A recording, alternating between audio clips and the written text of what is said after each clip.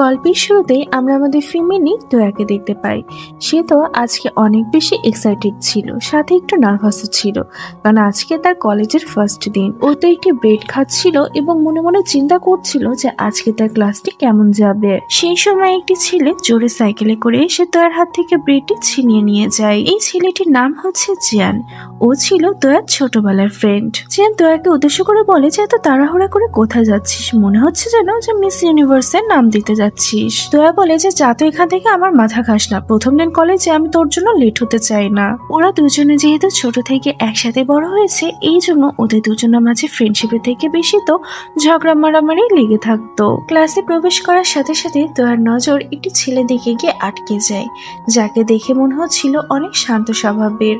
তোয়া এই ছেলেটিকে আগে থেকে চিনত। আসলে অন্য একটি শহরে থাকতে তোয়ার যখন ফোন হারিয়ে গিয়েছিল, তখন এই ছেলেটি তোয়াকে তার ফোনটি খুঁজে এনে দিয়েছিল। এই ছেলেটির নাম হচ্ছে হাউ। হাউকে প্রথমবার দেখার পরে তোয়ার মনের মধ্যে ওর জন্য একটু ফিলিংস তৈরি হয়। শুধু তোয়া না, বরং বাকি মেয়েরাও তো হাউকে দেখে ফিদা ছিল, কারণ হাউ যেমন দেখতে হ্যান্ডসাম, তেমনি অনেক চার্মিং। তোয়ার ভাগ্য তো অনেক ভালো ছিল। এখানে আমরা দেখি যে হাউয়ের সিট তোয়ার পাশের সিটে পড়েছে, আর এটি দেখে তো বাকি মেয়েরা অনেক বেশি জেলাস ফিল করছিল। তোয়া সিটে বসার পরে হাউকে জিজ্ঞাসা করে যে তোমার কি আমার কথা মনে আছে। হাউ একটি স্মাইল দিয়ে বলে যে হ্যাঁ, তোমাকে কিভাবে ভুলতে পারি, তবে তুমি আগের থেকে এখন আরো বেশি প্রিটি হয়ে গিয়েছো। এই কথাটি শোনা মাত্রই তো পিছনে বসে থাকা জিয়ানের জেলাসি লেভেল একদম হাই হয়ে যায়। এই জন্য ওদের দুজনের কথার মাঝে মাঝে তোয়াকে বিরক্ত করতে থাকে, যার ফলে তো ওদের দুজনের মাঝে আবারও ঝগড়া শুরু হয়ে যায়। কিছুক্ষণ পরে টিচার ক্লাসে আসে এবং হাউকে সবার সামনে এনে ইন্ট্রোডিউস করে। টিচার হাউয়ের উদ্দেশ্যে সবাইকে বলে যে হাউ আমাদের কলেজে নতুন ট্রান্সফার হয়ে এসেছে এবং সে অনেক বেশি ব্রিলিয়ান্ট। এসব কথা শুনে তো জিয়ানের মন আরো বেশি খারাপ হয়ে যায়। ক্লাস শেষ করে জিয়ান একটি দোকানে ঢোকে এবং সে সেখান থেকে লুকিয়ে লুকিয়ে চিপসের প্যাকেট ছিঁড়তে থাকে। কিন্তু ওর তো কপালটাই খারাপ, কারণ দোকানদার ওকে দেখে ফেলেছে। আর ইনি আর কেউ না, বরং জিয়ানের বাবা। জিয়ানের বাবা তো তাকে বকা দিতে যাচ্ছিল, কিন্তু তখনই সেখানে তোয়া চলে আসলে সাথে সাথেই তো ওনার মুডটা চেঞ্জ হয়ে যায়। তোয়াকে দেখা মাত্র সে বলে যে মা, তোমার কি লাগবে। এটা বলেই সে দোকানের সব থেকে বড় চিপসের প্যাকেটটি তোয়াকে দিয়ে দেয়।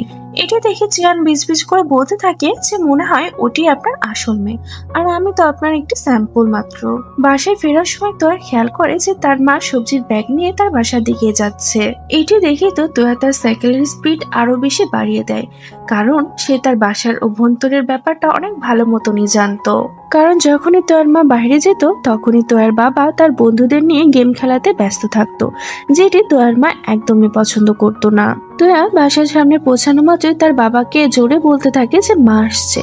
ব্যাস, এই কথাটুকু শোনার পরে তোয়ার বাবা এত তাড়াহুড়ো করে সবকিছু গুছিয়ে ফেলতে থাকে, মনে হয় যেন ফায়ার অ্যালার্ম বাজছে। গেমিং এর সমস্ত জিনিসগুলোই কিচেনের একটি জিনিসের মধ্যে লুকিয়ে রেখে দেয়। মা আসার পরে তার কাছে এমনই মনে হয় যেন সবকিছু স্বাভাবিক রয়েছে, কিন্তু সবকিছু আর বেশিক্ষণ স্বাভাবিক থাকে না। মা কিচেনে যাওয়ার পরে তো প্রমাণ পেয়ে যায়, আর তখনই শুরু হয় লেকচারবাজি। দুইজনের ঝগড়ায় বিরক্ত হয়ে তোয়া তার কানে হেডফোন লাগিয়ে দেয়, যাতে করে সে আর কিছু শুনতে না পায়। বিকাল বেলায় জিয়ান বাহিরে ঘোরাফেরা করছিল। সেই সময় সে তার বাবাকে অন্য একটি মহিলার সাথে দেখতে পায়। ওর মাথার মধ্যে খারাপ খারাপ চিন্তা ঘুরপাক খেতে থাকে। আসলে জিয়ানের মা ছোটবেলাতে মারা গিয়েছিল, এই জন্য জিয়ানের মনে একটি ভয় ঢুকে যায়। তো আর সেই সময় ওর পাশ দিয়ে যাচ্ছিল, আর সে জিয়ানের ফেসটি দেখে ব্যাপারটা বুঝতে পেরে যায়। আর সে ওর কাছে এসে বলে যে রিল্যাক্স কর, ওই আন্টিটির মুখটা দেখেছিস কত বড়। দেখে তো এমনই মনে হচ্ছে যে উনি তোর বাবার সেভিংস একদিনে শেষ করে ফেলবে। তোর বাবা এত বেশি সাহসী না যে এরকম কোনো মহিলাকে নিজের জীবনে নিয়ে আসতে দিবে। জানতো তার কোনো কথাতে পাত্তা দেয় না। পরের দিন ক্লাসে তোয়া পড়াশোনা বাদ দিয়ে লুকিয়ে হাওয়ার স্কেচ বানাচ্ছিল, কিন্তু টিচার ওকে ধরে ফেলে আর বকা দিয়ে বলে যে সব নোবেল লেখার শখ ক্লাসে বাইরে গিয়ে পূরণ করো। এর আগে যে ড্রামাটি হয়েছিল সেটা থেকে কি তুমি কোনো শিক্ষা নিয়েছো নাকি নেওনি? এইটি শুনে তোয়া তো পুরো শকড হয়ে যায়, কারণ সেই ব্যাপারটা তো শুধু জিয়ানকে বলেছিল। তাহলে টিচার কিভাবে জানতে পারলো? আসলে হয়েছিলটা এমন যে তোয়া লিখতে অনেক বেশি ভালো লাগতো, এই জন্য সে একটি ম্যাগাজিন কোম্পানিতে অ্যাপ্লাই করেছিল, চেহানা ওকে ফোন সাপোর্ট করেছিল। ম্যাগাজিন কোম্পানি থেকে তোয়ার কাছে ফোন আসে এবং তাকে একটা অ্যাড্রেস দেওয়া হয়। তোয়া তার বাবার থেকে টাকা নিয়ে সেই অ্যাড্রেসে চলে যায়। সেখানে যাওয়ার পরে একটি মহিলা ভুল বুঝিয়ে তার থেকে টাকা নিয়ে তাকে অন্য একটি জায়গাতে পাঠিয়ে দেয়। সেখানে যাওয়ার পরে তোয়া ব্যাপারটা বুঝতে পারে যে তার সাথে আসলে স্ক্যাম করা হয়েছে। তোয়া তার বাবার এত কষ্টের টাকা এইভাবে ফুরিয়ে ফেলেছে ভেবে তো তার অনেক বেশি কষ্ট লাগে। তাই সে কান্না করতে করতে চিয়ানকে ফোন দেয় আর তাকে বলে যে প্লিজ তুমি আমাকে এখান থেকে নিয়ে যাও। কিছুক্ষণ পরে চিয়ান যখন সেখানে আসে তখন সে দেখে যে তোয়া একটি ছেলেকে এখান থেকে চলে যাওয়ার জন্য বলছে। ওই ছেলেটা আসলে হাও ছিল আর এটাই সেই দিন ছিল যেদিন তোয়া তার ফোনটি হারিয়ে ফেলেছিল এবং হাও তাকে ফোনটি খুঁজে এনে দিয়েছিল। এখানে আসার পরে রাত হয়ে যায় আর এই শহরে যেহেতু তারা নতুন ছিল তাই তাদেরকে একটি হোটেল বুক করতে হয়। তবে হোটেলে আর কোনো রুম ছিল না, মাত্র একটি রুম ছিল, যার কারণে তাদেরকে একটি রুম শেয়ার করে থাকতে হয়। রুমের মধ্যে যাওয়ার পর ওরা বুঝতে পারে যে এই রুমটি তো একটি রোমান্টিক কাপলদের জন্য তৈরি করা হয়েছে। চ্যান তোয়াকে বলে যে তুমি বেডে ঘুমাও, আমি সোফাতে গিয়ে ঘুমিয়ে পড়ছি। তোরা হাসতে হাসতে বলে যে বেডে তো এত জায়গা রয়েছে, তাহলে তোমার বেডে শুতে কি প্রবলেম। তখন চ্যান বলে যে এত বেশি বকবক করো না। এটা বলেই সে সোফাতে ঘুমিয়ে পড়ে। চ্যান গভীর ঘুমের মধ্যে ছিল, কিন্তু তার ঠোঁটে ছোট্ট একটি স্মাইল ছিল। আসলে সে তোয়াকে নিয়ে স্বপ্ন দেখছিল যে ওরা দুজনে সুন্দর একটি জায়গাতে আছে এবং চ্যান ওকে কিছু একটা বলতে যাচ্ছিল, কিন্তু তখনই একটি জোরে থাপ্পড় লাগে ওর গালে আর ওর ঘুমটি ভেঙে যায়। ঘুম ভাঙতে ও তার সামনে তোয়াকে দেখতে পায় আর মনে মনে ভাবে যে কিসের বদলে এভাবে আমি থাপ্পড় পেলাম। পরের দিন সকালবেলায় ওরা আবারও নিজেদের বাসাতে ফিরে আসে আর ওই ঘটনাটি ওখানে শেষ হয়ে যায়। সিন আবার প্রেজেন্টে চলে আসে। তো এত ভাবতো যে এই ইনসিডেন্টের ব্যাপারে কেউ জানে না, তবে গাও নামের একটি ছেলের কানে এই কথাটি কোনো না কোনো ভাবে পৌঁছে গিয়েছে আর গাও কোনো চিন্তা ভাবনা না করে সবার সামনে এই কথাটি বলে দেয়। তোয়া মন খারাপ করে একটি জায়গাতে বসেছিল। ওকে মন খারাপ করে দেখে হাও ওর কাছে এসে বসে আর বলে যে আজকে তোমার মন কেন খারাপ। তোয়া প্রথমবার কারোর সামনে মন খুলে সমস্ত কথা বলে দেয়। হাও এইসব কথা শোনার পরে তো তোয়াকে আশ্বাস দেওয়ার চেষ্টা করে। চ্যান যখন এটি দেখে তখন তো সে অনেক বেশি জেলাস ফিল করতে থাকে। এই জন্য সে ওদের দুজনের মাঝে গিয়ে বসে পড়ে আর সে তোয়াকে বলে যে তোয়া, টিচার আমাকে রিয়েল লাইফে যে অ্যাসেটা দিয়েছিল সেটা আমি এখনো কমপ্লিট করতে পারিনি, প্লিজ আমাকে একটু হেল্প করে দিতে পারবা। তোয়া কিছুক্ষণ চুপ থাকে, তারপরে ওর থেকে সে কপিটি নিয়ে নেয় আরো অনেক সুন্দর হ্যান্ডরাইটিং এর মাধ্যমে এসিটি কমপ্লিট করে লিখে দেয়। পরের দিন ক্লাসে টিচার সবার এসের কপি চেক করছিল আর সে চ্যানের কপিটিকে আলাদাভাবে রেখে দেয় আর তারপরে সে বলে যে এই অ্যাসিডটার মধ্যে একটি আলাদা ধরনের ফিলিংস রয়েছে, তাই চ্যান তুমি নিজে এসে এই অ্যাসিডটিকে সবার সামনে পড়ে শোনাও। চ্যান তো খুব কনফিডেন্টলি সবার সামনে এসে অ্যাসিডটি পড়তে থাকে। প্রথম দিকে ভালোই যাচ্ছিল, কিন্তু যতই চ্যান অ্যাসিডটি পড়তে যাচ্ছিল ততই তো সবাই অনেক বেশি হাসাহাসি করতে শুরু করে দেয়। অ্যাসে এমন ছিল যেন কোনো মেয়ে তার মনের কথাটি এর মাধ্যমে লিখে দিয়েছে। পুরো ক্লাস তো হাসতে হাসতে পুরো মেতে উঠেছিল আর তোয়া তো মনে মনে অনেক বেশি খুশি হচ্ছিল। ক্লাস শেষ করার পরে চ্যান তোয়ার কাছে যায় আর ওকে বলে যে তুমি এটা ইচ্ছে করে করেছো তাই না। তোয়া বলে যে আজকের পর থেকে তুমি আমার সাথে আর কথা বলবে না। এটা বলে তোয়া সেখান থেকে চলে যায়। চ্যান তো ওখানে বসে থাকে, ও তো বুঝতেই পারছিল না যে হঠাৎ কি হয়ে গেল। কিছুদিন পরে সিন দেখানো হয়, তোয়া হসপিটালে আসে। আসলে কিছুদিন ধরে ওর শরীরটা খুব একটা ভালো যাচ্ছিল না। রিপোর্ট হাতে পাওয়ার পরে তোয়ার ফেসটা পুরো ফ্যাকাশে হয়ে যায়। ডক্টর অনেক গম্ভীর স্বরে বলে তোমার নিউরোলজিক্যাল হেপাটাইটিস হয়েছে, রেগুলার চেক আপ করা প্রয়োজন। একটু যদি অন্যমনস্ক হও তাহলে এটা তোমার জন্য অনেক ক্ষতি বয়ে আনতে পারে। তো হয়তো এই ব্যাপারটা তার প্যারেন্টসদেরকে জানায় না। স্কুলেও সে একদম চুপচাপ হয়ে গিয়েছিল। সে এক জায়গায় বসে থাকতো আর সবসময় অন্যমনস্ক হয়ে থাকতো। একদিন ক্লাস শেষ হওয়ার পরে তো খেয়াল করে যে তার মেডিকেল রিপোর্টটি হারিয়ে গিয়েছে। সে তাড়াহুড়া করে মেডিকেল রিপোর্টটি খুঁজতে থাকে। হাওয়াইটি দেখে ওকে জিজ্ঞাসা করে যে তুমি কি কিছু খুঁজছো। তো তার প্রশ্নটিকে এড়িয়ে দিয়ে তাড়াতাড়ি করে সেখান থেকে চলে যায়। ওইদিকে একটি মেয়ের হাতে এই রিপোর্টটি পড়ে যায় আর সে কিউরিওসিটিতে এই রিপোর্টটি খুলে দেখে আর এখানে সিনটি কাট হয়ে যায়। সন্ধ্যার পরে তোয়া এবং হাও একটি জায়গাতে স্ট্রিট ফুড খেতে যায়। এটি সেই জায়গা ছিল যেখানে তোয়া একসময় চেয়ানের সাথে আসতো, কিন্তু আজ সিচুয়েশনটা পুরো আলাদা ছিল। ওই রাস্তা দিয়ে চেয়ানো যাচ্ছিল আর সে ওদের দুজনকে ভাবে দেখে ফেলে আর ওদেরকে দেখা মাত্র সে ওদের সাথে গিয়ে বসে। হাও জিজ্ঞাসা করে যে তুমি এখানে। চিয়ান কিছু বলতে যাচ্ছিল, তখনই তোয়া পা দিয়ে ওকে গুতা মেরে চুপ করিয়ে দেয়। আসলে তোয়া হাওকে বলেছিল যে সে এখানে সবসময় একা আসতো, আর এটা সে ওকে ইমপ্রেস করার জন্য বলেছিল। খাওয়া দাওয়া শেষ হওয়ার পরে হাও তোয়াকে বলে যে আমি আবারও তোমার সাথে এখানে আসতে চাই। চিয়ান হাত উঁচু করে বলে যে হ্যাঁ হ্যাঁ আমিও। তোয়া তো তখন পুরো রাগান্বিত হয়ে যায়। চিয়ান বুঝতে পেরে যায় যে তোয়া রেগে গিয়েছে। পরের দিন তোয়া যখন ক্লাসে যায় তখন দেখে যে সবাই যেন তার থেকে দূরে দূরে থাকার চেষ্টা করছে। তোয়া যেহেতু হেপাটাইটিস রয়েছে তাই কেউ মুখের উপর ওকে কিছু বলছিল না, কিন্তু সবার থেকে দূরে থাকার চেষ্টা করছিল। তবে সবার মধ্যে থেকে সে একটু আলাদা ছিল। সে তোয়ার জন্য ক্যান্টিন থেকে খাবার নিয়ে এসে ওর মনটা ঠিক করার চেষ্টা করে, আর তোয়াও একটু ভালো ফিল করছিল। কিন্তু তখনই কিছু ছেলেরা পিছন থেকে খারাপ খারাপ কমেন্ট করতে থাকে, আর তোয়া তো খাবারটি না খেয়ে সেখান থেকে উঠে চলে যায়। হাও এসে ওকে বোঝায় যে চিন্তা করো না, এই অসুখটি ট্রিটমেন্টের মাধ্যমে ঠিক করা সম্ভব। তোয়া একটু রিল্যাক্স ফিল করতে থাকে। তখনই সেন নামের মেয়েটি এসে সিম্প্যাথি নেওয়ার চেষ্টা করতে থাকে। আসলে তো এটাই যে ওই এই কথাটি পুরো ক্লাসে ছড়িয়েছে। দ্বিতীয়বার হাও আবার ওর জন্য খাবার নিয়ে আসে, এবং তো এবার আর ওকে মানা করতে পারে না। দূর থেকে চানি সমস্ত কিছু দেখছিল। ওর মনটা তো অনেক বেশি ভারী হয়ে যায়। আর সে ব্যাপারটাও জানতে পারে যে কিছু ছেলেরা তো একে নিয়ে খারাপ খারাপ কমেন্টস করেছিল। চেয়ান তো নিজেকে আর আটকাতে পারে না, আর সে ওই ছেলেগুলোর সাথে গিয়ে মারামারি করে। যখন তোয়া ব্যাপারটা জানতে পারে তখন সে দৌড়ে ওর কাছে যায়। তোয়া কান্না করে বলতে থাকে যে আমি চাচ্ছিলাম না এই ব্যাপারটা কেউ জানুক।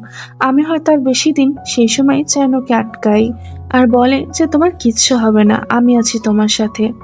এরপরে আমরা দেখি যে চ্যান হাওয়ার গেমিং সেন্টারে পার্ট টাইম জব করতে থাকে, যাতে করে সে তোয়ার ট্রিটমেন্টের জন্য টাকা জোগাড় করতে পারে। একদিন ও শুনে ফেলে যে ওর বাবা এবং তোয়ার বাবা ওদের দুজনকে ভাই বোন বলছিল, আর এটি শুনে তো ওর মনটা পুরো ভেঙে যায়। এরপর থেকে ও তোয়ার থেকে দূরে থাকার চেষ্টা করে। তো এর ব্যাপারে ওকে জিজ্ঞাসা করলে ও তো ওকে ফুল ইগনোর করে। পরবর্তী সিনে আমরা দেখতে পাই যে একটি অনুষ্ঠানে তোয়াকে স্পিচ দেওয়ার জন্য ডাকা হয়। তোয়া তো মন খুলে তার সাথে যা যা ঘটে গিয়েছে, তার অসুস্থতা সবকিছুর ব্যাপারে সে সবাইকে সত্যটা বলে দেয়। ও আরো বলে যে সবাই যখন আমার থেকে দূরে সরে গেল তখন শুধুমাত্র একটা মানুষ আমার সাথে ছিল, সেটি হচ্ছে আমার বেস্ট ফ্রেন্ড চিয়ান। এটি শুনে চিয়ান স্টেজের উপরে যায় এবং সে তোয়াকে জড়িয়ে ধরে। ওরা দুজনেই তো এখানে অনেক বেশি ইমোশনাল হয়ে গিয়েছিল। আস্তে আস্তে তো ওদের ফ্রেন্ডরাও এগিয়ে আসে, চারিদিকে পুরো স্তব্ধ হয়ে গিয়েছিল। বেশ কিছুদিন পার হয়ে যায়। কলেজে তো এখন সবাই অনেক বেশি আনন্দে ছিল, কারণ ফেস্টিভ্যালের দিন অ্যানাউন্স করা হয়েছে। চারিদিকে তো সবাই তাদের পারফরমেন্সটা কিভাবে করবে সেটা নিয়ে প্র্যাকটিস করে যাচ্ছিল। আর এদিকে তোয়া, চ্যান এবং হাও ডান্সে তাদের নাম লেখায়। বিকেল বেলায় ওরা ছাদে গিয়ে প্র্যাকটিস করতে থাকে। প্রথম দিকে সবকিছু তো ভালোই চলছিল। যখন হাও এবং তোয়া ডান্স করছিল তখন দূর থেকে চ্যান ওদের দুজনকে দেখছিল, আর এটি দেখে তো তার কাছে ভালো লাগে না। তাই সে বলে ওঠে যে একটা কাজ করি, আমি ডান্স করি, তাহলে তোয়া দেখে শিখে ফেলবে। তো আর কিছু না বলে রাজি হয়ে যায়, কারণ ওর কাছে এই আইডিয়াটা বেশ ভালোই লাগছিল। প্র্যাকটিস করা আবারও চালু হয়। এবার তো হাও চ্যানকে ধরে ডান্স প্র্যাকটিস করাচ্ছিল। ও এখানে এমন ভাবে শেখাচ্ছিল যেন কোনো মেয়েকে শেখাচ্ছে। চ্যানের পেশেন্স তো পুরো শেষ হয়ে যায়, তাই সে আবারও তোয়াকে হাওয়ের সাথে ডান্স করতে দিয়ে নিজের সাইডে সরে আসে। কিন্তু ওর ফেস দেখে তো এটা বোঝা যাচ্ছিল যে ও খুব রেগে আছে। রাত হয়ে যায় আর আমরা তোয়াকে দেখি সে তো এখনো প্র্যাকটিস করে যাচ্ছিল। সেই সময় চেয়ানো সেখানে আসে এবং সে তোয়াকে মজা করে বলে যে আজকে তোমার হাওয়া আসেনি। তোরা হেসে বলে যে ড্রামা করো বন্ধ করো, যদি তোমার কাছে টাইম থাকে তাহলে তুমি আমাকে ডান্স শিখিয়ে দাও। চ্যান তো চেষ্টা করে, কিন্তু ওর স্টেপগুলো খুব একটা ভালো হচ্ছিল না।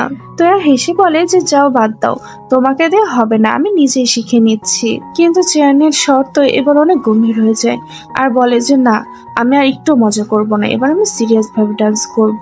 এইটি বলেই তো ও তোর সাথে ডান্স করা শুরু করে দেয়। আর এবার তো ওর স্টেপগুলো অনেক সুন্দর হচ্ছিল। ওরা দুজন মিলে খুব সুন্দরভাবে ডান্স করতে থাকে।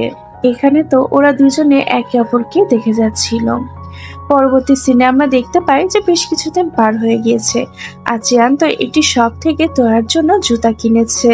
ও ভেবেছিল যে ও তোয়াকে সারপ্রাইজ দিবে, কিন্তু যখনই নিচে নামে তখনই তো ও থেমে যায়, কারণ তোয়া আগে থেকে হাওয়ের দেওয়া জুতা পরে ঘুরছিল আর ওর ফেসে স্পষ্ট বোঝা যাচ্ছিল যে ও কতটা খুশি। এই জন্য চিয়ান তার নিয়ে আসা জুতাটি আর ওকে দেয় না, ও চুপচাপ ওটিকে ফেরত দিয়ে দেয়। এরপর আমরা দেখি যে ফেস্টিভ্যালের দিনটা চলে আসে। আজকে তো তোয়াকে একটু অন্যরকম লাগছিল। তোয়ার সৌন্দর্য দেখে তো আজকে সবাই ওর অনেক প্রশংসা করতে থাকে। চেয়ান তো শুধু ওকে দেখে যাচ্ছিল, তোয়ার উপর থেকে তোর নজর সরছিলই না। প্রোগ্রাম তো কিছুক্ষণের মধ্যে শুরু হতে যাচ্ছিল, তবে হাও গায়েব ছিল, কারণ হাওয়ের বাবা তাকে একটি রুমের মধ্যে লক করে রেখেছিল। কারণ ওনার কাছে মনে হয় যে এসব কিছু করা মানে টাইম নষ্ট করা। শান এসে এই ব্যাপারটা তোয়া এবং চ্যানকে বলে। চ্যান তখন বলে যে ঠিক আছে, তোমরা এখানেই থাকো, আমি ওকে নিয়ে আসছি। চ্যান কিছু ফ্রেন্ডদেরকে নিয়ে হাওয়ের বাসার সামনে যায় এবং নিচ থেকে হাওয়ের নাম ধরে ডাকতে থাকে। হাও ওদের শব্দ পেয়ে ওর জানালার দিকে আসে। চ্যান বলে যে জানালা থেকে লাফ মারো, কিচ্ছু হবে না। অনেক চেষ্টা করার পরে তো হাও নিচে নেমে আসে। এখান থেকে তোরা দৌড়ে কলেজের পারফরমেন্সে চলে যায়। আর এদিকে আমরা দেখি যে তোয়া তো একাই স্টেজে উঠে আসে। ও অনেক বেশি নার্ভাস ছিল, কিন্তু তখনই হাও চলে আসে। আর তারা দুজন মিলে তো ট্র্যাডিশনাল চাইনিজ ডান্স করে। সবাই তো ওদের ডান্স অনেক বেশি পছন্দ করে। এরপরে হাও এবং চ্যান মিলে হিপ হপ ডান্স পারফর্ম করে। ওদের ডান্স পারফরমেন্স তো পুরো হিট হয়ে যায়। প্রোগ্রাম শেষ হওয়ার পরে ওরা কিছু ফ্রেন্ডরা মিলে একটি রেস্টুরেন্টে আসে। সবাই মিলে তো এখানে ভালোই মজা করছিল।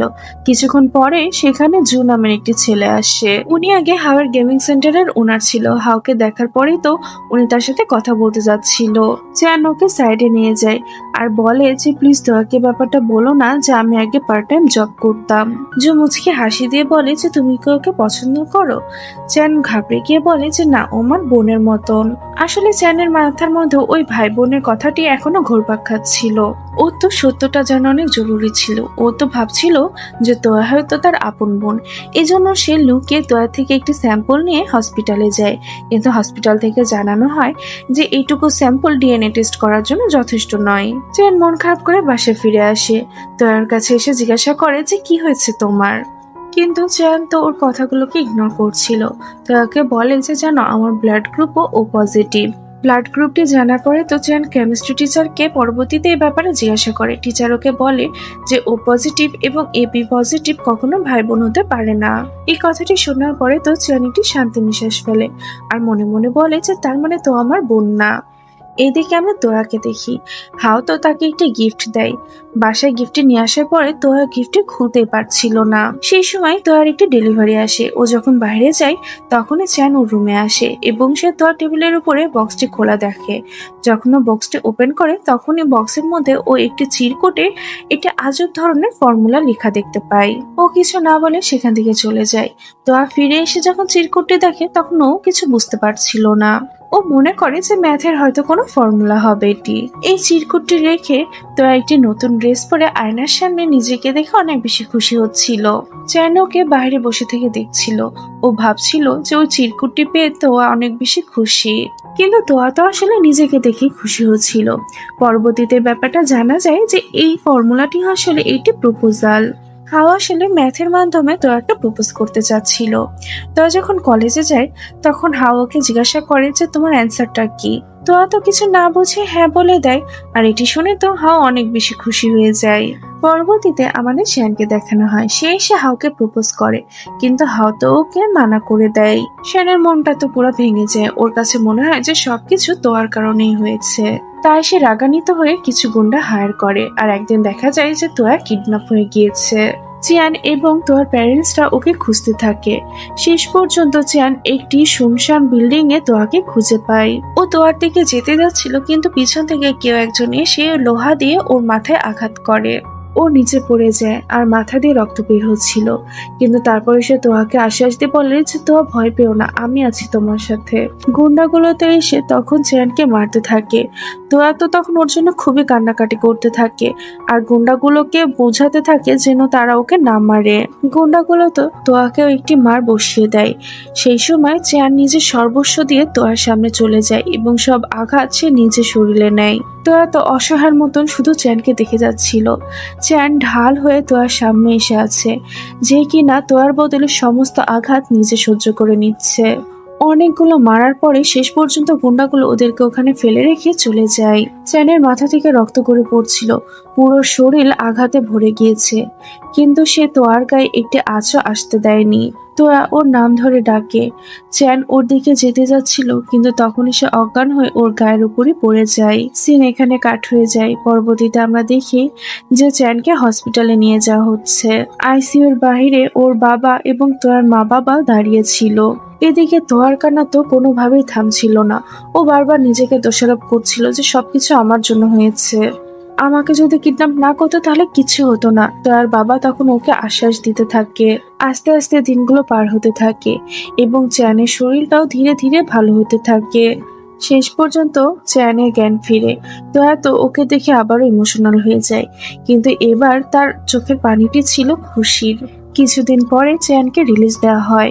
চ্যান ওর বাবাকে বলে যে আমি বাসায় যাব না, বাইরে কোথাও ঘুরতে চলো, অনেকদিন হয়ে গিয়েছে কোথাও যাই না। চ্যানের বাবাও তো রাজি হয়ে যায়। এই দিনটা তো আজকে শুধু চ্যান এবং তোয়ার ছিল। ওরা দুজনে ঠিক আগের মতোই একে অপরের সাথে আনন্দ করতে থাকে, ঘুরতে থাকে, মজা করতে থাকে এবং অনেক অনেক গল্প করতে থাকে। পরের দিন চ্যান যখন ক্লাসে প্রবেশ করে তখন সমস্ত স্টুডেন্টরা তো ওর জন্য অনেক বেশি খুশি ছিল এবং তারা সবাই ওকে সুন্দর মতন ওয়েলকাম করে। ক্লাস শেষ হওয়ার পরে হাও তোয়ার সাথে একা কথা বলে আর ওকে জিজ্ঞাসা করে যে আমি যে ফর্মুলাটি তোমাকে দিয়েছিলাম ওটি কি তুমি বুঝতে পেরেছিলে? তোয়া সত্যিটা বলে যে আসলে আমার ম্যাথ কোনোদিনও মাথার মধ্যে ঢুকে না। হাও কিছুক্ষণ চুপ থাকে আর তারপর বলে যে ঠিক আছে। এটা বলে সে ওখানে দাঁড়িয়ে থাকে। দূরে যখন ও চেয়ানকে দাঁড়িয়ে থাকতে দেখে তখন ও মনে মনে বলে যে তুই জিতে গেলি। কিছুদিন পরে ফ্রেন্ডরা মিলে সিদ্ধান্ত নেয় যে ওরা ক্যাম্পিং এ যাবে। সব ফ্রেন্ডরা তো সকাল সকাল বাইরে বেরিয়ে পড়ে। এখানে আসার পরে তো সব ফ্রেন্ডরা একে অপরের সাথে অনেক বেশি মজা করতে থাকে। দিনটা যে কিভাবে পার করে ফেললে ওরা তো টেরই পায় না। রাতের বেলায় ছেলেদের এবং মেয়েদের আলাদা আলাদা টেন্ট বানানো হয়। টেন্টের মধ্যে তোয়া এবং ভ্যান কথাবার্তা বলছিল। এখানে ভ্যান ওকে মজা করে জিজ্ঞাসা করে যে তোমার কেমন টাইপের ছেলে পছন্দ। পাশের টেন্টে থাকা হাও এবং চ্যান মিলে তো ওদের কথাগুলো অনেক মনোযোগ সহকারে শুনছিল। তোয়া বলে যে যে ছেলেটা অনেক বেশি ফানি হবে। এদিকে হাও চ্যানকে বলে যে তুমি যখন হসপিটালে ছিলে তখন আমি দেখেছি তোয়া তোমার জন্য কত বেশি টেনশনের মধ্যে ছিল। চ্যান একটু হাসি দিয়ে বলে যে ও সবার সাথে এমন বিহেভি করে। ক্যাম্পিং শেষ হওয়ার পরে তো সব ফ্রেন্ডরা অনেক মেমোরি ক্রিয়েট করে ফিরে আসে। একদিন তোয়া এবং চ্যান একসাথে বসেছিল। তোয়া এখানে নিজের স্বপ্নের ব্যাপারে ওকে বলতে থাকে যে আমার রাইটার হওয়ার ইচ্ছা, আমি একটি বুক স্টোর খুলবো এবং সেখানে সব বই আমার লেখা হবে। চ্যান ওর কথাগুলো শুনে বলে যে ঠিক আছে তাহলে আমি আর্কিটেক্ট হব। তো হাসতে থাকে। চ্যান বলে যে আজ হেসে নাও, পরবর্তীতে কিন্তু রিগ্রেট করো না। এভাবে ওদের দুজনের কথাবার্তা চলতেই থাকে। এভাবেই তো তাদের দিনগুলো কাটতে থাকে। তাদের এক্সামও শেষ হয়ে যায় এবং রেজাল্টটা চলে আসে। সবাই পাশ হয়ে গিয়েছে এবং তারাই এবার 12th ক্লাসে শিফট হয়েছে। সবাই তো অনেক বেশি খুশি ছিল। এবার সবার গরমের ছুটি দেওয়া হয়। ছুটির মধ্যে একটি দিন অনেক স্পেশাল ছিল, কারণ চিয়ানের আজ বার্থডে ছিল। ফ্রেন্ডরা তো ওকে উইশ করে আর সবাই মিলে প্ল্যান করে যে ওরা বাইরে কোথাও ঘুরতে যাবে। সিলেক্ট করা জায়গাতে আগে থেকে চিয়ান এবং তোয়া পৌঁছে যায় আর বাকি সবাই একটু পরে আসতে চলেছিল। এই জায়গাটি অনেক বেশি সুন্দর ছিল, তবে তোয়ার মন তো একদমই ভালো ছিল না।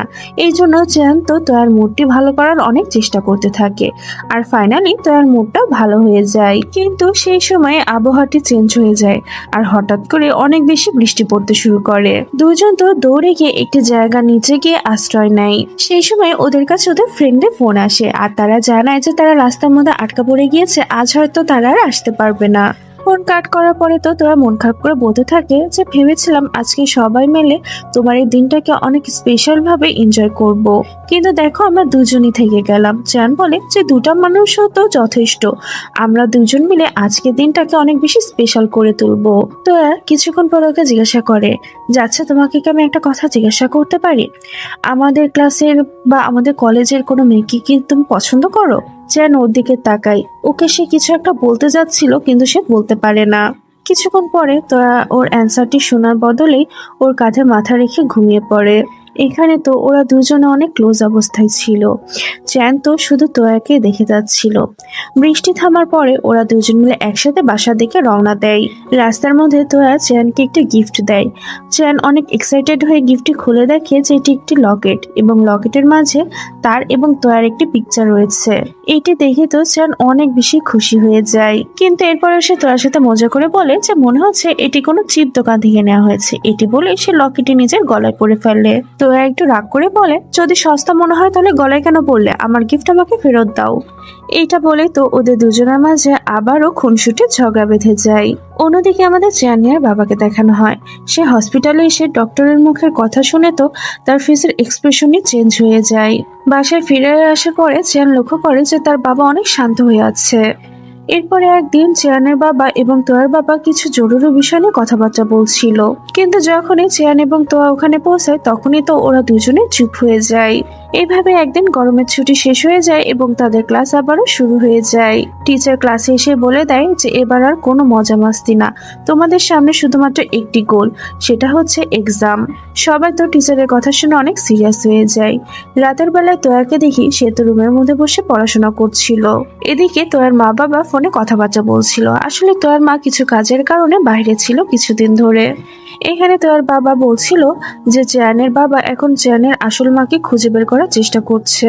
ওরা বলে যে উনি তো প্রথমে বলেছিল যে সত্যটা কোনোদিন সামনে নিয়ে আসবে না, তাহলে আজ হঠাৎ এমনটা কেন করছে। তোয়া তো ওনাদের দুজনের সমস্ত কথা শুনে ফেলে, আর সে তো পুরো শকড হয়ে যায়। তোয়া ব্যাপারটা বুঝতে পেরে যায় যে চেয়ান তার বাবার নিজের ছেলে না। এই কথাটি শুনে তো তোয়া অনেক বেশি আপসেট হয়ে যায়, আর সারা রাত ধরে শুধু ওই কথা নিয়ে ভাবনা চিন্তা করতে থাকে। পরের দিন আমরা দেখি যে চেয়ানের বাবা সিদ্ধান্ত নেয় যে সে চেয়ানকে সমস্ত সত্য কথা বলে দিবে। তাই সে চেয়ানের কাছে গিয়ে বলে যে আমি তোমাকে কিছু বলতে চাই। এটা বলে সে বলে যে আমি তোমার জন্মদাতা পিতা না।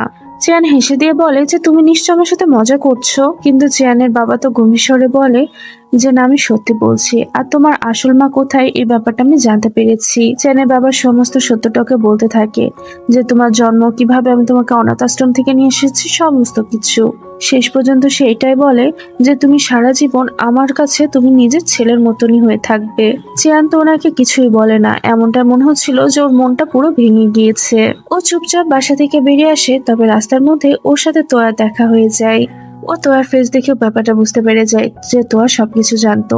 ও তখন ইমোশনাল হয়ে তোয়াকে জিজ্ঞাসা করে যে তুমি আগে থেকে সবকিছু জানতে, তাহলে আমাকে এতদিন কেন বলনি। তোয়া বলে যে আমি এই সত্যটা 2 দিন আগে জানতে পেরেছি, তবে বিশ্বাস করো আমাকে, এই সত্যটা বলার সাহস আমার হয়নি। আমি জানতাম এই কথাটা তোমাকে ভিতর থেকে কতটা ভেঙে দিবে, কিন্তু জানতো কোনো কিছু শোনার অবস্থাতেই ছিল না। ও কিছু না বলে দৌড়ে সেখান থেকে চলে যায়, আর তোরা তো চুপচাপ সেখানে দাঁড়িয়ে ওকে চলে যেতে দেখছিল। এইদিকে আমরা চেয়ানের বাবাকে দেখি, ওনার অবস্থাও তো অনেক বেশি খারাপ ছিল। উনি বলতে থাকে যে সব দোষ আমার, আমি আমার ছেলেকে সব সত্যিটা বললাম আর ও এভাবে আমাকে ছেড়ে চলে গেল। তো আর বাবা ওনাকে আশ্বাস দিয়ে বলে যে চিন্তা করো না, আমরা ওকে খুঁজে নিয়ে আসবো। ওরা তো তখন সব জায়গায় চেয়ানকে খুঁজে বেড়ায়, যেখানে যেখানে চেয়ানের থাকা উচিত। ওরা তো সব জায়গায় চেয়ানকে খুঁজে বেড়াচ্ছিল, কিন্তু কোথাওই চেয়ানকে পাচ্ছিল না। ওইদিকে আমরা চেয়ানকে দেখি, সে তো একটি জায়গাতে মন খারাপ করে বসেছিল, কিন্তু হঠাৎ করে চেয়ান উঠে দাঁড়ায় এবং সে নিজের বাসাতে চলে আসে। চেয়ানকে দেখে তোর বাবার খুশির আর ঠিকানা থাকে না। সে চেয়ানকে বলে যে তোমার মা তোমার সাথে দেখা করতে চাই। চেয়ান ওনাকে কিছুই বলে না, চুপচাপ দাঁড়িয়ে থাকে। পরের দিন কলেজে ওর সাথে তোয়ার দেখা হয়। তোয়া ওর কাছে এসে কথা বলার চেষ্টা করে, কিন্তু ওকে দেখে মনে হচ্ছিল না ওর তোয়ার প্রতি কোনো ইন্টারেস্ট রয়েছে। তোয়া বলতে থাকে যে আমাকে প্লিজ ক্ষমা করে দাও, আমার প্রথমে তোমাকে সমস্ত কিছু বলে দেওয়া উচিত ছিল। কিন্তু চিয়ান একটু হেসে বলে যে সমস্যা নেই, যা হয়েছে ভুলে যাও। এটা বলেই তো ও আবারও আগের মতনই তোয়ার সাথে কথা বলতে থাকে। বিকেল বেলায় তোয়া চ্যানের বাসাতে যায়। চ্যান তার বাসাতে বসে বই পড়ছিল, আর তোয়া চ্যানের বেডের পাশে নিচে বসেছিল। তখনই তোয়ার নজর বিছানার নিচের দিকে রাখা জুতার বক্সের দিকে গিয়ে পড়ে। বক্স থেকে জুতা জোড়া বের করে ও চেয়ানকে জিজ্ঞাসা করে এটি কি তোমার। চেয়ান তো ওকে কিছুই বলে না। এরই সাথে আমাদের একটি ফ্ল্যাশব্যাকের সিন দেখানো হয়। আসলে চেয়ান ওই দিন জুতা জোড়া ফেরত দিতে গিয়েছিল, কিন্তু সে ফেরত দিতে পারে না, তাই সে এটা আবারও নিজের সাথে করে নিয়ে আসে। সিন প্রেজেন্টে আসে। তোরা তো সমস্ত কিছু বুঝে গিয়েছিল, সে আর চেয়ানকে কিছুই বলে না। তোরা হাসতে হাসতে জুতো জোড়াকে দেখে আর বলে যে আমার এই জুতো জোড়া অনেক পছন্দ হয়েছে, শুধু দেখতে একটু অকওয়ার্ড। তখন চ্যান বলে যে এটি কি প্রশংসা ছিল নাকি ডাইরেক্ট অ্যাটাক। পরের দিন সকালবেলা চ্যান তাড়াতাড়ি করে রেডি হচ্ছিল, কারণ যে মা তাকে জন্ম দিয়েছে আজ সে তার সাথে দেখা করতে যাবে। যাওয়ার আগে চ্যানের বাবা তাকে বলে যে ওনার সাথে ঠিক মতন কথা বলো, নাহলে মনে করবে আমি তোমাকে ঠিকভাবে মানুষ করতে পারিনি। চ্যান তাকে ঠিক আছে বললে বেরিয়ে পড়ে। চেয়ানের যখন তার মায়ের সাথে দেখা হয় তখন তো সে অনেক ভয়ের মধ্যে ছিল, কারণ এত বছর পরে তার মায়ের সাথে তার দেখা হয়েছে। চেয়ানের মা তো তার জন্য একটি শার্ট বের করে, তবে চেয়ান তো চুপচাপ বসেছিল। মা সবকিছু বুঝতে পারে। সে চেয়ানকে জিজ্ঞাসা করে যে তুমি কি আমার উপরে এখনো রাগ করে আছো। চেয়ানের মা বলতে থাকে যে আমি কিছু জানতাম না, আমার বাড়ির লোক আমার থেকে সমস্ত কিছু লুকিয়েছিল। আর সে কান্না করতে করতে বলে যে আমি কোনোদিন সুযোগই পাইনি। চেয়ান তো শুধু ওনাকে দেখে যাচ্ছিল, কিন্তু সে কিছুই বলতে পারছিল না। অন্যদিকে আমরা তোয়ার বাসাতে চেয়ানের বাবা এবং তাকে বসে থাকতে দেখি। তোয়ার বাবা চেয়ানের বাবাকে বলে যে তুমি দিন দিন অনেক অসুস্থ হয়ে পড়ছো, তোমার চিকিৎসা করা প্রয়োজন। আমার মনে হয় তোমার এবার চেয়ানকে সত্যটা বলে দেওয়া উচিত। চেয়ানের বাবা বলে যে আমার ওষুধগুলো অনেক বেশি দামি, আর আমার শরীরও এখন আর আমার সাথে নেই বলে আমার মনে হচ্ছে। এখানে সত্যটা সামনে চলে আসছে। আসলে ওনার 2টা কিডনি নষ্ট হয়ে গিয়েছে, আর ট্রিটমেন্টের জন্য অনেক বেশি টাকার প্রয়োজন, আর তার কিডনিটাও ট্রান্সপ্লান্ট করতে হবে। তোর বাবা বলে যে আমি যদি তোমাকে এই সময় সাহায্য করতে পারতাম তাহলে অনেক ভালো হতো, কিন্তু তোর চিকিৎসা করতে গিয়ে আমাদের হাতের অবস্থা একদম শেষ হয়ে গিয়েছে। চেনের বাবা বলে যে আমি আর চিকিৎসা করাতে চাই না। আমি চাই না যে আমার মৃত্যুর পরে চ্যানের হাতে আর কোনো টাকাই না থাকুক। আমার জমানো সমস্ত টাকাগুলো চ্যানের ভবিষ্যতের জন্য আমি রেখে যেতে চাই। ওইদিকে আমাদের চ্যানের এবং চ্যানের মাকে দেখানো হয়। এখানে চ্যানের মা বলে যে তুমি যদি আমার সাথে থাকো তাহলে তোমার বাবাও অনেকটা রিলিফ ফিল করবে। চ্যান তো চুপ থাকে। ওর চোখের সামনে শুধু ওর বাবার ফেসটাই ঘুরপাক খাচ্ছিল, যে কিনা বিনা স্বার্থে তাকে এতদিন ধরে লালন পালন করে এসেছে। চ্যান বাসায় ফিরে আসলে ওর বাবা ওকে জিজ্ঞাসা করে যে মায়ের সাথে দেখা হয়ে কেমন লাগলো। চ্যান বলে যে ঠিক ছিল। চ্যানের বাবা বলে যে আমি ভাবছি যে তোমার এক্সামের পরে তোমার মায়ের কাছে চলে যাওয়া উচিত, কারণ ওখানে তুমি অপরচুনিটি ভালো পাবে। চ্যান রেগে গিয়ে বলে যে তুমি আমাকে দূরে ঠেলে দেওয়ার এত জলদি কেন করছো। চ্যানের বাবা হেসে বলে যে আমি তো শুধু ভাবছিলাম, তবে আমি যদি কোনোদিন না থাকি তাহলে তোমাকে অনেক মজবুত হয়ে থাকতে হবে। এই সময় তো চ্যান তার বাবার কোনো কথার মানে বুঝতে পারে না। কিছুদিন পরে তাদের এক্সামের রেজাল্ট আসে, আর চেয়ান তো এই রেজাল্টে ফার্স্ট হয়। সবাই তো অনেক খুশি ছিল, তবে চেয়ান তো একটি জায়গাতে চুপচাপ বসে থাকে। পরের দিন আমরা দেখতে পাই যে তোয়া হসপিটালে আসে। চেয়ানের বাবা হসপিটালে বেডে শুয়েছিল। তোয়া বলে যে আঙ্কেল আমার মনে হয় চেয়ানকে এবার সমস্ত সত্যটা বলে দেওয়া উচিত। যদি দেরি হয়ে যায় তাহলে ও আমাদেরকে ভুল বুঝবে। চেয়ানের বাবা বলে যে ঠিক আছে, আমি নিজেই ওকে সমস্ত সত্যটা বলবো। পরবর্তী সিনে আমরা দেখি যে চেয়ান এবং তার বাবা সামনাসামনি বসেছিল। চেয়ানের বাবা অনেক আস্তে আস্তে বলতে শুরু করে যে আমার শরীর আর আমার স্বাদ নিচ্ছে না, আমার 2 কিডনি কাজ করা বন্ধ করে দিয়েছে, ট্রিটমেন্টের জন্য অনেক লং প্রসেসের প্রয়োজন, তবে হয়তো আমার হাতে আর সময় নেই। এইসব কথা শুনে তো চেয়ানের মাথায় যেন আকাশ ভেঙে পড়ছিল। চেয়ান বলে ওঠে যে বাবা আমার কাছে তো 2টি কিডনি আছে, আমি একটা তোমাকে দিয়ে দিব, তাহলে দেখবে তুমি সুস্থ হয়ে যাবে। চেয়ানের বাবা ওকে বুঝিয়ে বলে যে এমনটা হয় না বাবা, আমাদের দুজনের ব্লাড গ্রুপও তো ম্যাচ করে না। আর সত্য এটাই যে আমি আর বেশি দিন সবকিছু টেনে নিয়ে বেড়াতেও চাই না। তুমি এখন বড় হয়ে গিয়েছো, তুমি নিজের ভবিষ্যৎ নিয়ে ভাবো। চেয়ান মাথা নিচু করে বসেছিল, ওর কাছে তো বলার মতন আর কোনো ভাষাও নেই। পরবর্তীতে চ্যান বাসায় এসে একাই বসেছিল। তোয়া চুপচাপ এসে ওর পাশে বসে। চ্যান তখন বলে ওঠে যে বাবা চাই আমি ভালো মতো পড়াশোনা করে একটি ভালো ভার্সিটিতে ভর্তি হই। সে চায় আমি অনেক স্ট্রং হয়ে তার স্বপ্নগুলোকে পূরণ করি। এই কথাটি বলতে গিয়ে তো চ্যানের কণ্ঠস্বর ভারী হয়ে যায়। সে আর কিছু বলতে পারছিল না। বাবার রুমের দরজাটি দেখলে আমার বুকের মধ্যে কেঁপে ওঠে। তার বিছানাটি দেখলে মনে হয় যে সে জন্য আর এই বিছানাতে বেশি দিন শুতে পারবে না, আর তার হাতের বানানো খাবারও হয়তো আমি আর বেশি দিন খেতে পারবো না। এই কথাটি বলেই তো যেন অনেক জোরে জোরে কান্না করতে শুরু করে। তোয়া ওকে শক্ত করে জড়িয়ে ধরে আশ্বাস দিতে থাকে। এরপর থেকে আমরা দেখি যে চ্যান সবসময় তার বাবার সাথে সময় কাটাতে থাকে। সে তার বাবার সাথে শেষ মুহূর্তটুকু খুব ভালোভাবে কাটাতেই চাচ্ছিল। একদিন আমরা দেখি যে চ্যানের বাবা তোয়ার বাবাকে ডাকে আর বলে যে আমি তোমার থেকে লাস্ট একটি সাহায্য চাই। এটি বলে সে বক্সের মধ্যে থেকে কিছু চিঠি তোয়ার বাবাকে দেয় আর বলে যে এখানে চ্যানের জন্য প্রত্যেকটি চিঠি লেখা আছে। ওর প্রত্যেকটি বার্থডেতে তুমি একটি একটি করে চিঠি ওকে দিবে, হয়তো ওর পরের বার্থডেতে আমি না থাকতে পারি। এই কথা বলতে বলতে তো উনি অনেক ইমোশনাল হয়ে যায়, আর তোয়ার বাবাও তো তাকে কিছু বলতে পারছিল না। রাতের বেলায় চ্যান তার বাবার জন্য খাবার নিয়ে আসে। 2-1 বার খাবার পরে তো চ্যানের বাবা হালকা একটা হাসি দেয় আর বলে ওঠে যে আজকে খাবারটা অনেক ভালো ছিল। আমার মনে হচ্ছে আমাকে ছাড়াও তুমি নিজেকে অনেক ভালো মতনই সামলে নিতে পারবে। চ্যানও নাকি কিছু বলতে পারছিল না, তবে সে মনে মনে বলছিল যে পাপা, আমি তোমাকে ছাড়া কিভাবে থাকবো। পরবর্তী সিনেমা দেখি যে চেয়ানদের ফাইনাল এক্সাম শুরু হয়, তবে চেয়ানের মনে তো অনেক বেশি টেনশন ছিল, কারণ একদিকে তার বাবা অসুস্থ আর একদিকে ফাইনাল এক্সামের চাপ। শেষ পরীক্ষার দিন চেয়ান যখন তার এক্সাম হলে এন্টার করতে যাচ্ছিল, তখনই একটি খবর তার মনটা পুরো ভেঙে চুরে শেষ করে দেয়, যে তার বাবা আর এই দুনিয়াতে বেঁচে নেই। চেয়ান তো কোনোভাবে আর নিজেকে সামলাতে পারছিল না। সে দৌড়ে হসপিটালে চলে যায়। হসপিটালে এসে দেখে যে সাদা কাপড়ের নিচে একটি শরীর পড়ে আছে। এটা সেই মানুষ যে তাকে দুনিয়াতে বাঁচতে শিখিয়েছে। চ্যান কাপড়টি সরাতে যাচ্ছিল, কিন্তু তার হাত কেঁপে ওঠে। এই দিনের পর থেকে চ্যানের জীবন যেন পুরোটা বদলে যায়। ও হাসা ভুলে যায়, ও সবার সাথে কথা বলাটাও বন্ধ করে দেয়। ওর এখন শুধুমাত্র একটি শান্তির জায়গা ছিল, সেটি হচ্ছে তার বাবার রুম। ও শুধু তার বাবার রুমেই শুয়ে থাকে, তার বাবার সমস্ত স্মৃতিগুলোকে বুকে জড়িয়ে ধরে। তো আর বাবা মা চ্যানের এই অবস্থা দেখে তো ওর জন্য অনেক টেনশন করতে থাকে। ওরা সিদ্ধান্ত নেয় যে ওরা চ্যানকে নিজেদের সাথে ফরেনে নিয়ে যাবে। হয়তো জায়গা পরিবর্তন হয়ে গেলে ও নিজেকে সামলিয়ে নিতে পারবে।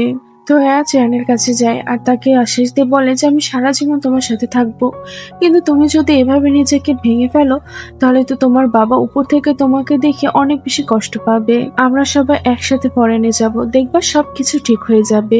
সবাই তো মনে করেছিল যে চ্যান হয়তো ফরেনে চলে যাবে, কিন্তু যেদিন যাওয়ার দিন আসে, সেদিন তো ওরা কোথাওই চ্যানকে খুঁজে পাচ্ছিল না। আসলে চ্যান সিদ্ধান্ত নিয়ে নিয়েছিল যে এই বাড়িটি তার বাবার শেষ স্মৃতি, তাই এই বাড়িটি ছেড়ে সে কোথাও যাবে না। শেষ পর্যন্ত তোয়াদের গাড়ি চলে যাওয়ার সময় চলে আসে। তোয়া পিছনে তাকিয়ে দেখে ও তো অনেক বেশি ইমোশনাল হয়ে গিয়েছিল। আর এদিকে আমরা চ্যানকে দেখি, সে তো রুমের মধ্যে এক কোণায় বসে চুপচাপ কান্না করছিল, তোয়ার জন্য এবং তার বাবার জন্য। সেই দিনই তোয়া যখন ফরেনে পৌঁছে যায়, তখনই সে তার ব্যাগের মধ্যে একটি চিঠি পায়, যেটি চ্যানে দেয়া ছিল, যেখানে লেখা ছিল যে তুমি যখন এই চিঠিটি পড়বে তখন হয়তো তুমি আমার থেকে অনেক দূরে থাকবে। এই কথাগুলো তোমার সামনে দাঁড়িয়ে বলার আমার একটুও সাহস ছিল না। আমি চাচ্ছিলাম না যে আমার কারণে তোমার ফিউচারে বাধা পড়ুক। আমি তোমাকে শেষবার বিদায়ও জানাতে আসতে পারলাম না, তবে তুমি মনে রেখো, আমার মনে সারা জীবন তুমি থাকবে। চিঠির প্রত্যেকটা লাইন পড়ার সাথে সাথেই তো তোরা চোখ দিয়ে অঝরে পানি পড়তে থাকে। এইভাবে বেশ কিছুটা বছর কেটে যায়। তোরা তার পড়াশোনা শেষ করে আবারও ফিরে আসে। এখানে আসার পরে তো তার কাছে সবকিছু ঠিক আগের মতনই লাগছিল, যেমনটা সে এখানে রেখে গিয়েছিল। এরপরে তো একটি বুক স্টোরে যায়। এই শপটি ঠিক তেমনই ছিল যেমনটা ও স্বপ্ন দেখতো। প্রত্যেকটা টেবিলে সূর্যমুখীর ফুল রাখা ছিল, আর এই বুক স্টোরের ডিজাইনটা চেয়ান করেছিল। চেয়ান এখন একটি সাকসেসফুল আর্কিটেক্ট হয়ে গিয়েছে। ও প্রত্যেক শহরে ঘুরে ঘুরে কাজ করে বেড়াতো, কিন্তু শেষ পর্যন্ত সে নিজের বাসাতেই ফিরে আসতো। একদিন যখন চেয়ান কাজের জন্য বের হচ্ছিল, তখনই ওর কাছে তোয়ার বাবার ফোন আসে, আর উনি তাকে জানায় যে তোয়া ফিরে গিয়েছে। তুমি যদি ওকে খুঁজে না বের করো, তাহলে ও হারিয়ে যাবে। চেয়ান তো তোয়াকে খোঁজার জন্য শহরের প্রত্যেকটি গলি খুঁজতে থাকে। শেষ পর্যন্ত সে ওই বুক স্টোরে তোয়াকে দেখতে পায়। তোয়া তো এখানে অনেক ইমোশনাল হয়ে যায়। তখন হঠাৎ করে চিয়ান চিয়ান বলে কেউ ডেকে উঠে। চিয়ান চোখ খুলে দেখে যে ও ক্লাসরুমে রয়েছে। সামনে আছে তোয়া, হাও, টিচার, অনেকেই। সবকিছু একদম নর্মাল রয়েছে, আর চিয়ানের বাবাও বেঁচে রয়েছে, আর তোয়াও তার সাথেই আছে। চিয়ান তো খুশি হয়ে তার ক্লাস টিচারকে গিয়ে জড়িয়ে ধরে। পুরো ক্লাস তো অবাক হয়ে ওকে দেখছিল। চিয়ান কাউকে কিছু না বলেই তোয়ার হাত ধরে তাকে ক্লাস থেকে বাইরে নিয়ে যায়। এবার আর সে কোনো সময় নষ্ট না করে তোয়াকে জড়িয়ে ধরে তার মনের সমস্ত কথাগুলো বলে দেয়। তোয়া প্রথমে একটু অবাক হয়, কিন্তু তারপরেও হেসে দেয়। আসলে সেও চ্যানকে অনেক আগে থেকে ভালোবাসতো। ওরা দুজনে এখানে দুজনের ভালোবাসার কথাটি একে অপরকে বলে দেয়, আর তাদের দুজনের এই হাসি খুশি মুহূর্তের সাথেই আমাদের আজকের এই গল্পটি এখানেই শেষ হয়ে যায়।